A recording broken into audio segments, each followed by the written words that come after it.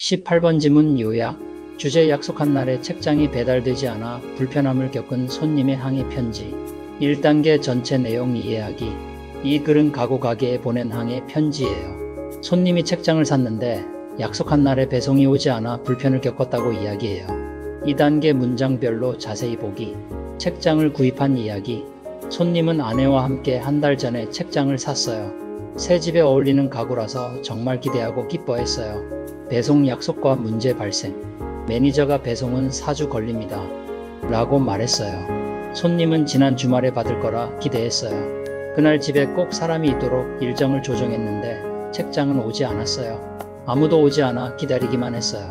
불편함과 요청. 이 일로 손님은 많이 불편했어요. 그래서 가게에 정확한 배송 날짜를 알려주세요. 라고 부탁해요. 또 이 문제가 빨리 해결되어 다시 계획을 세울 수 있게 해주세요. 라고 말해요. 3단계 쉬운 요약. 손님은 책장을 샀는데 약속한 날에 배달이 오지 않아 불편했어요. 그래서 가게에 정확한 배송 날짜를 알려달라고 요청하는 편지를 썼어요. 4단계 한 줄로 정리. 책장 배송이 늦어 불편한 고객이 가게에 정확한 배송 날짜를 요구하는 편지. 19번 지문 요약.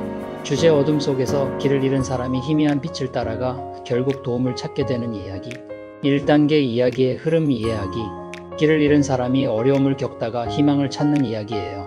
처음에는 무섭고 절망적인 상황이지만 끝에는 도움을 받아 안도하게 되는 장면으로 마무리돼요. 2단계 문장별로 쉽게 설명하기. 집으로 가는 길. 주인공은 집으로 가기 위해 숲길 방향으로 걸어가고 있었어요. 그 길은 집으로 이어진다는 걸 알고 있었죠. 갑자기 찾아온 어둠. 그런데 누군가 불을 꺼버린 것처럼 갑자기 주위가 깜깜해졌어요. 아무런 빛도 없는 검은 숲속에 혼자 남게 되었어요. 다치고 지친 상황. 길을 잃고 헤매다가 넘어지고 옷이 찢어지고 언덕 아래로 굴러 떨어지면서 다쳤어요. 너무 절망해서 나무에 기대어 쉬며 멈췄어요. 희망의 신호 음식 냄새. 그때 어딘가에서 요리 냄새가 났어요. 주인공은 그 냄새를 따라 걸었어요. 빛과 도움의 발견.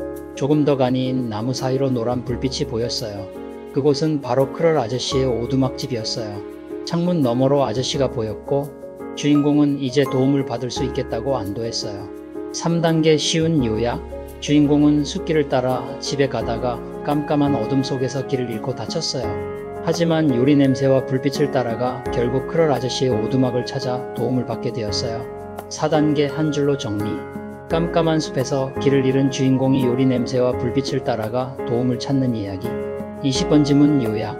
주제 의료 분야에서 환자와의 관계는 친구가 아니라 전문적인 관계로 유지해야 한다는 내용. 1단계 전체 내용 이해하기. 이 글은 의료 종사자가 환자와 좋은 관계를 맺는 방법을 설명해요. 즉, 친절하게 대하되 너무 개인적인 관계로 발전하지 않도록 조심해야 한다는 이야기예요. 2단계 문장별로 쉽게 설명하기. 환자와 좋은 관계의 중요성. 의료 일을 할 때는 환자와 신뢰할 수 있는 관계를 만드는 것이 중요해요. 이런 관계를 잘 유지하려면 자신만의 경계선을 정해야 해요. 친구처럼 대하면 생길 문제. 자주 만나는 환자들은 친구처럼 느껴질 수 있지만 환자에게 사적인 이야기나 개인 정보를 나누면 안 돼요. 그렇게 하면 환자가 민감한 건강 이야기를 하기가 부끄러워질 수 있어요. 전문적인 태도의 필요성. 이런 자기 경계는 곧 전문적인 경계예요. 환자를 존중하면서도 전문적인 자세를 유지해야 해요. 항상 환자에게 친절하게 대하되 중심은 환자에게 두어야 해요. 3단계 쉬운 요약. 의료 종사자는 환자와 친하게 지내는 것은 좋지만 친구처럼 너무 개인적인 관계가 되면 치료에 방해가 될 수 있어요. 그래서 전문적인 경계를 지키면서 환자에게 친절하게 대하는 것이 중요해요. 4단계 한 줄로 정리. 의료인은 환자와 친절하게 지내되 전문적인 선을 지켜야 하는 이유를 설명한 글. 21번 지문 요약. 주제 및 실험을 통해 미각 차이가 단순한 취향뿐 아니라 행동 습관과도 관련이 있을 수 있음을 설명하는 글. 1단계 전체 내용 이해하기. 이 글은 맛 실험을 통해 자신이 어떤 미각 유형인지 알아보는 방법과 그 결과의 의미를 설명하고 있어요. 즉, 단순히 맛이 다르게 느껴진다는 것을 넘어서 사람의 행동 습관이나 건강과도 관련이 있을 수 있다는 내용이에요. 2단계 문장별로 쉽게 설명하기. 맛 실험 방법. 먼저 젖은 면봉에 소금을 묻혀 혀의 여러 부분을 살짝 찍어보며 어느 부분에서 맛을 가장 강하게 느끼는지 적어요. 그 다음 물을 헹구고 설탕, 레몬즙, 커피를 같은 방법으로 실험해요. 그 결과를 친구들과 비교해봐요. 실험 결과의 의미, 이 실험을 통해 단순히 나는 단맛을 좋아한다를 넘어서 사람마다 미각의 민감함이 다르다는 것을 알 수 있어요. 미각, 유형과 행동의 관계. 연구에 따르면 맛을 잘 못 느끼는 사람 남 마이너스 테이스트는 술의 쓴맛을 덜 느껴서 술을 더 자주 마실 수 있어요. 반면 맛을 너무 잘 느끼는 사람 슈퍼 마이너스 테이스트는 브로콜리 같은 약간 쓴 건강식품을 피하게 되어 영양 균형이 깨질 수도 있어요. 마지막 조언.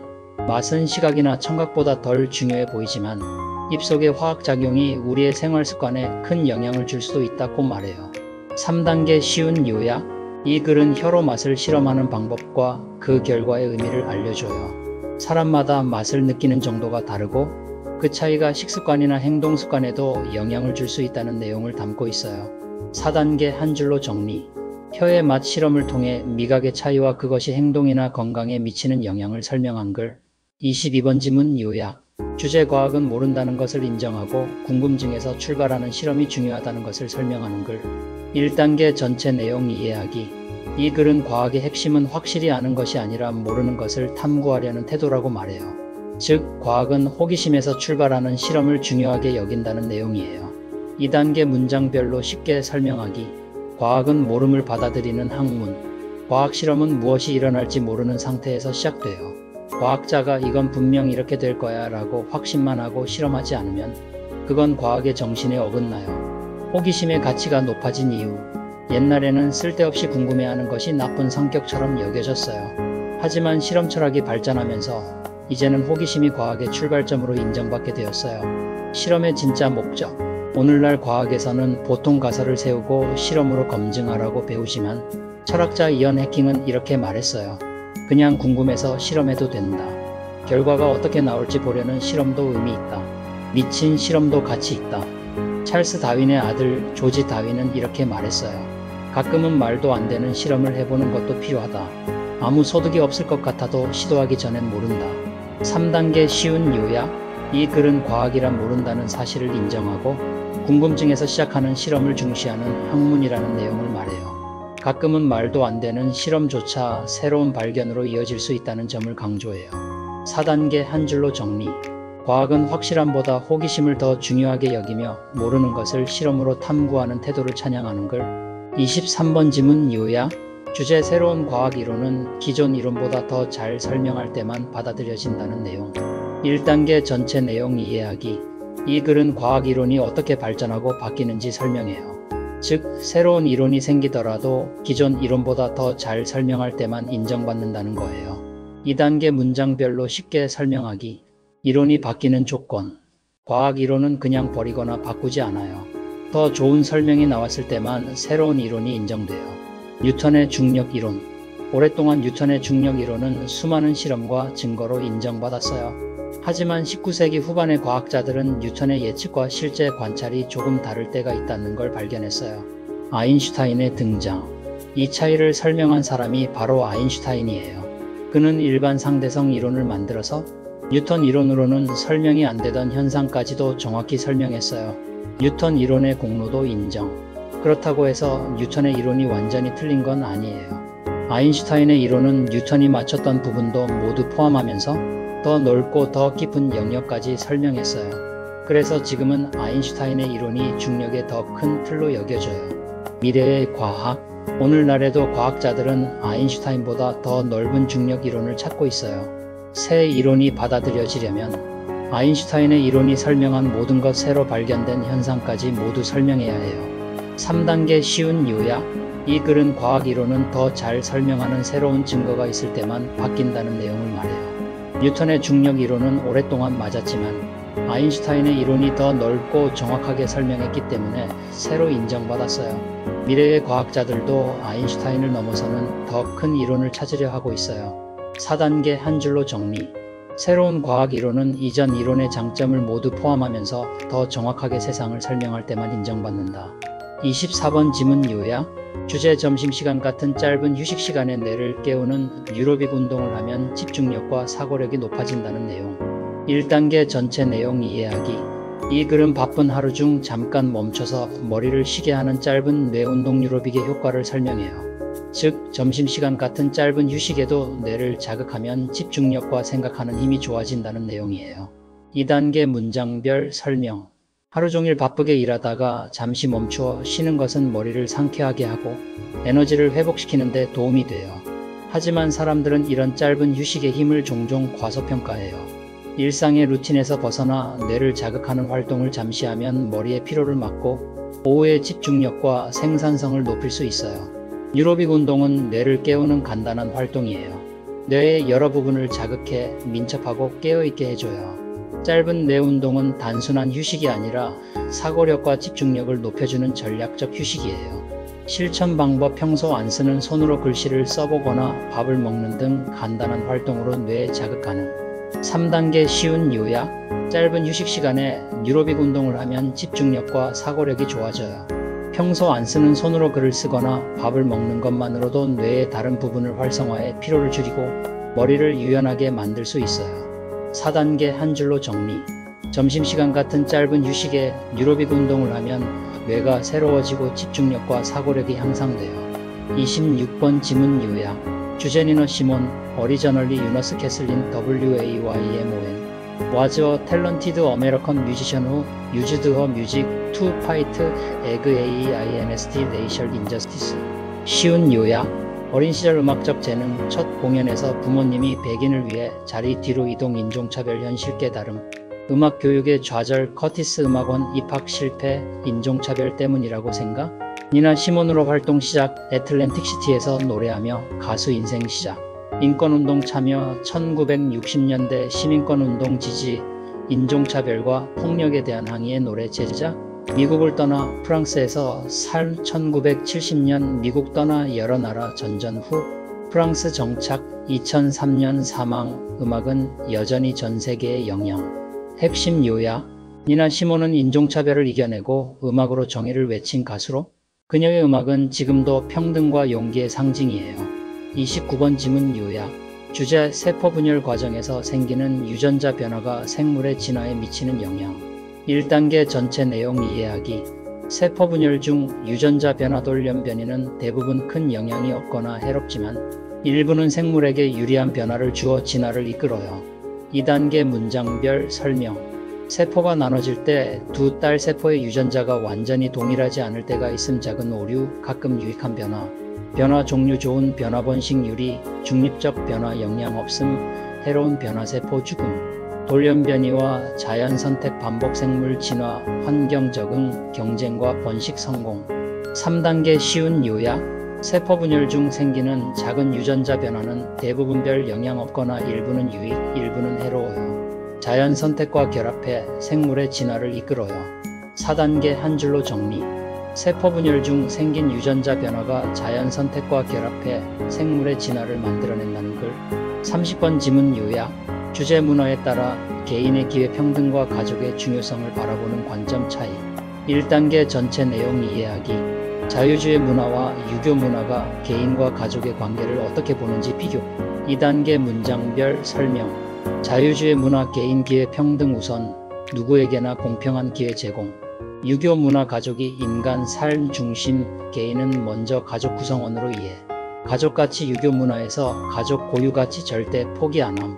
접근 방식 자유주의는 가족 역할 줄이고 정부 프로그램 확대, 유교는 복지 책임 가족에 맡기고 일부 불평등 허용. 3단계 쉬운 요약. 자유주의 문화 개인 기회 평등 가족, 유교 문화 가족 가치 일부 사회적 평등. 문화마다 개인과 가족의 중요도와 역할 다름. 4단계 한 줄로 정리. 문화에 따라 개인 기회 평등과 가족 중요도를 다르게 평가하며 자유주의는 개인 중심, 유교는 가족 중심. 31번 지문 요약. 주제 20세기 통계는 단순한 수치가 아니라 국가가 정책과 권위를 위해 만든 사회적 도구. 1단계 전체 내용 이해하기. 현대 국가에서 통계는 객관적 사실처럼 보이지만 실제로는 정책과 권위 구축을 위한 사회적 기술. 2단계 문장별 설명. 통계 목적 변화 국가가 필요한 수치 정보를 체계적으로 모음. 측정과 분류 실제 존재하지만 분류와 체계는 국가 목적에 맞게 설계. 사회적 기능 통계를 통해 사람에게 신뢰 제공, 정책과 권위 정당화. 3단계 쉬운 요약. 20세기 통계는 단순 숫자 기록이 아니라 정책과 권위 구축을 위해 현상을 분류하고 수치화한 사회적 도구. 4단계 한 줄로 정리. 현대 통계는 객관적 수치처럼 보이지만 국가 목적과 권위 구축을 위해 설계된 사회적 기술. 32번 지문 요약. 주제 인체와 과학 연구가 너무 전문화되어 전체 이해가 어려움. 1단계 전체 내용 이해하기. 인체 연구가 세부 분야로 나뉘어 서로 연결이 어렵고 전체 이해가 어려워짐. 2단계 문장별 설명. 전문 지식 장점. 각 분야 지식이 서로 이해되면 더 많은 것을 알 수 있음. 연구 분리 이유. 현미경, 수학, 뇌, 세포 등 너무 전문적 각 분야별 연구. 세부 연구 전문성. 특정 세포나 도구에만 집중. 서로 소통. 연구는 다른 분야. 지식 방대함. 지식이 너무 많아 관리 어려움. 3단계 쉬운 요약. 인체 연구는 분야가 너무 전문화되어 연결 어렵고 세부 연구는 깊지만 전체 이해는 어려움. 4단계 한 줄로 정리. 인체 연구는 너무 전문적이고 세분화되어 전체를 이해하기 어렵다. 33번 지문 요약. 주제 궁전 건축. 특히 유리 사용은 권력 과시와 사회 통제를 위한 전략. 1단계 전체 내용 이해하기. 궁전은 단순한 집이 아니라 권력 과시와 질서 유지 무대. 유리와 큰 창문은 전략적 역할. 2단계 문장별 설명. 궁전 의미 돌은 힘. 유리는 투명성과 감시 상징. 유리창 기능. 통치자는 백성 내려다보고 백성은 왕 올려다봄. 권력 구조 강화. 베르사유 예 거울의 방으로 절대 권력 강조.